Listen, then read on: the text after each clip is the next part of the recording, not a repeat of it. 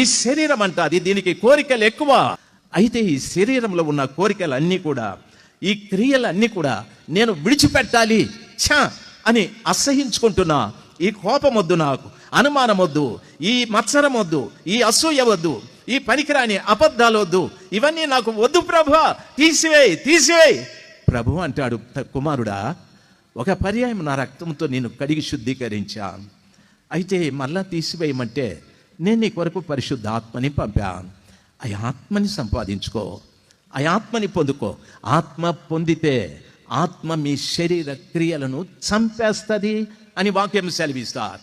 నీ శరీరంలో ఉన్న అసూయ, నీ శరీరంలో ఉన్న ద్వేషం, నీ శరీరంలో ఉన్న పగ, నీ శరీరంలో ఉన్నటువంటి క్రోధం, నీ శరీరంలో ఉన్న అనుమానం, నీ శరీరంలో ఉన్న అబద్ధాలు అన్నింటినీ చంపగలిగింది ఎవరంటే నా దేవుడు పంపిన పరిశుద్ధాత్మ.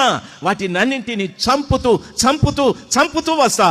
ఒకటి చంపబడిన తర్వాత తిరిగి అది బ్రతికే ప్రసక్తి లేదు.